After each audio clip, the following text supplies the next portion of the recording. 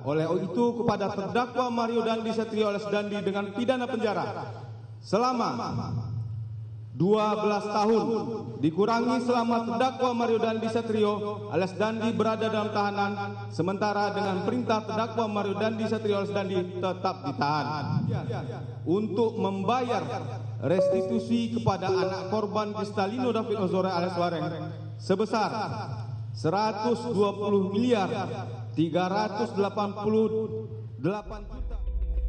Tadi adalah tuntutan Jaksa Penuntut Umum JPU Pengadilan Negeri Jakarta Selatan kepada terdakwa kasus penganiayaan terhadap Kristalino David Ozora, Mario Dandi Satrio yang dibacakan pada Selasa 15 Agustus 2023. Selain tuntutan penjara 12 tahun, ada biaya restitusi yang mesti dibayar pihak Mario.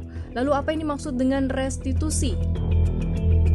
Berdasarkan pasal 1 Peraturan Mahkamah Agung nomor 1 tahun 2022, restitusi adalah ganti kerugian yang diberikan kepada korban atau keluarganya oleh pelaku tindak pidana atau pihak ketiga. Pasal 2 menyebut tindak pidana yang dapat dimohonkan restitusi adalah tindak pidana pelanggaran hak asasi manusia yang berat, terorisme, perdagangan orang, diskriminasi ras dan etnis, tindak pidana terkait anak, serta tindak pidana lain yang ditetapkan dengan keputusan LPSK sebagaimana dimaksud dalam ketentuan peraturan perundang-undangan. Lalu berdasarkan pasal 4, bentuk restitusi yang diberikan kepada korban tindak pidana diantaranya dapat berupa ganti kerugian baik material maupun imaterial yang ditimbulkan akibat penderitaan yang berkaitan langsung sebagai akibat tindak pidana dan penggantian biaya perawatan medis dan atau psikologis. Adapun perhitungan jumlah restitusi atau ganti rugi yang dituntut mengacu pada nilai yang telah ditetapkan Lembaga Perlindungan Saksi dan Korban atau LPSK. Angka tersebut memperhitungkan jumlah biaya perawatan medis yang dikeluarkan pihak keluarga beserta komponen perhitungan lain. Meski demikian, dalam kasus-kasus tertentu, pembayaran restitusi bisa dibebankan ke pemerintah.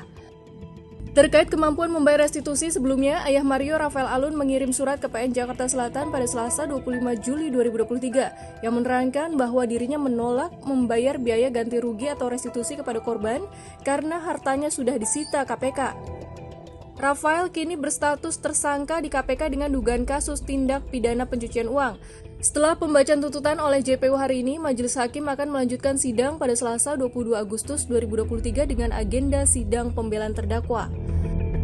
Melihat 6 bulan ke belakang, kasus ini bermula pada 20 Februari 2023 saat Mario Dandi Satrio menganiaya Kristalino David Ozora hingga mengalami luka berat dan kehilangan kesadaran di Pesanggerahan, Jakarta Selatan. 2 hari berselang, 22 Februari 2023, Mario ditetapkan sebagai tersangka. Sehari kemudian tersangka lain ditetapkan yaitu Shane Lucas Rotua atas tindakan merekam aksi penganiayaan. Pada 26 Mei 2023, penyidik Polda Metro Jaya melimpahkan berkas kasus Mario dan Shane kepada Kejaksaan Negeri Jakarta Selatan. 6 Juni 2023, Mario Dandi menjalani sidang perdana.